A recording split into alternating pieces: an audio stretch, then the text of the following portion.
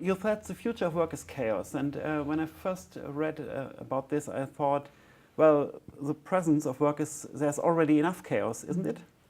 There's a huge amount of chaos. So, if you look at what I explained in my talk, how we've moved from, these very singular systems inside business to people are working between like 20 to 30 systems a day, and you're jumping between different things. So it's very chaotic, and people are very, very fragmented in the way they work. So yes, it's chaotic now, and the reality is it's just going to get more and more chaotic. So we don't have a chance, we just have to cope with it. I genuinely believe that we have to, as humans, in order to survive, because if you look at particularly like the material that Nell Watson spoke about and that, bots are just going to become more and more prevalent. That's the reality. It's not going to change. And we're going to have to adapt a mindset that can actually handle that level of chaos and that level of, because what we need to remember is that the chaos is just very, very quick micro changes constantly happening. And as humans, we're going to have to be able to adapt to change quicker than we've ever had to before. And how can we do that? It's about developing new mental models. So when you experience something as stressful and when you experience something as overwhelming, it's because you're either not used to it or you don't have the skills to deal with it, or it's just completely beyond anything that you've experienced to date. So any new experience, even if it's pleasant, will be unfamiliar and therefore slightly stressful. And so it's about developing that mindset that goes, I'm constantly going to be faced with change. This is normal. Whereas right now as human beings, because change has been more incremental in our lifetimes, we tend to see change as very disruptive. And so because we see it as disruptive, we handle it as disruptive, where it shouldn't be seen as disruptive moving forward.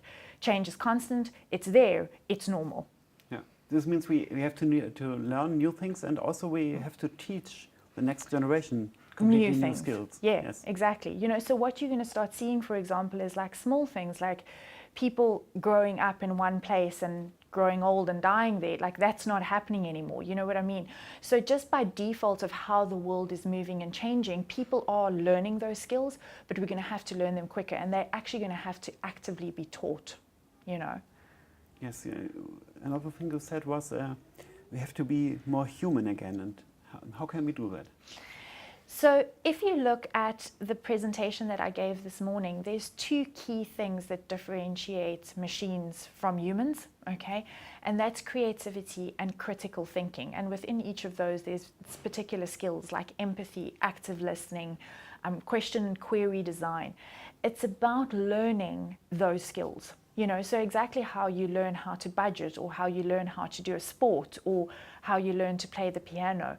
As we've learned those things, we need to learn new skills. We need to learn how to become empathetic towards each other. We need to learn how to actively listen to each other. Those are skills we don't really think we need to learn. We think we already have them, but in the end, if we are really honest, I would say we don't have them. We don't have them, yeah. No.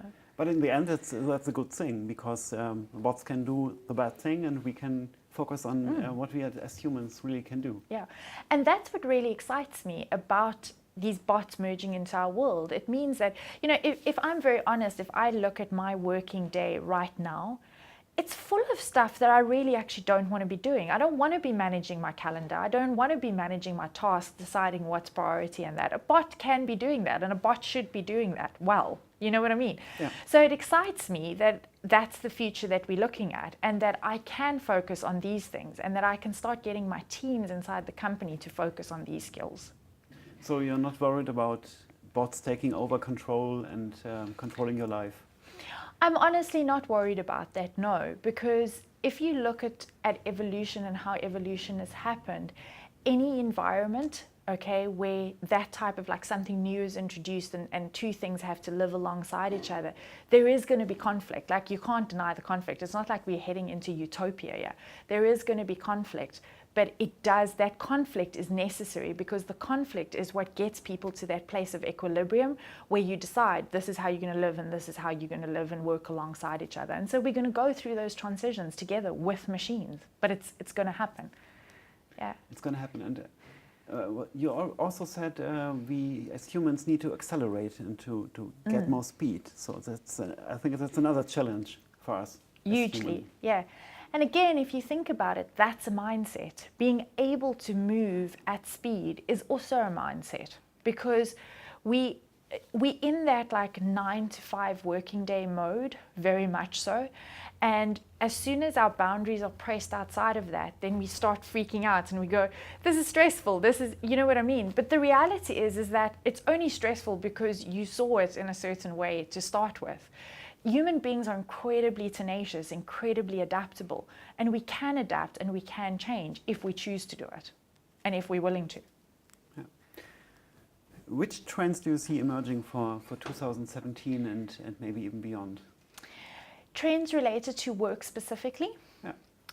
I would say that what you're going to see is that you're going to see, related to human beings, humans are going to definitely start reaching thresholds, okay? So up until now, people in work specifically have tried to live alongside all of this change, all of the disruption. But we're reaching a very real point of overwhelm, okay, where humans are just going to step back and go, I can't keep managing 3,000 emails. I cannot keep, so there's going to be this very definite pullback from humans. For me, that's a very good sign, because that will then start showing the people and the researchers behind AI and bots where they really need to step in. You know what I mean? Because up until now, there's been this crazy race to keep up. So there's a false productivity in the market right now, whereas I think that step back is really important. So I think that's one of the key things that's going to happen. And there is also going to be a very big shift in education, but not yet at a governmental and a major institutional level. Where we're going to see the change in education is that you're going to start seeing very, very niche schools and apps and stuff like that. You know what I mean? So your Headspace, for example, which is an app that's available, and like that's taking off hugely at the moment. You're going to start seeing more and more of those type of schooling environments emerge very strongly. And humans, and that is the start of humans becoming more human again. Yes, and education is typically moving at a quite slow pace, so it's really a challenge to speed this up, Yeah, I think. hugely, yeah.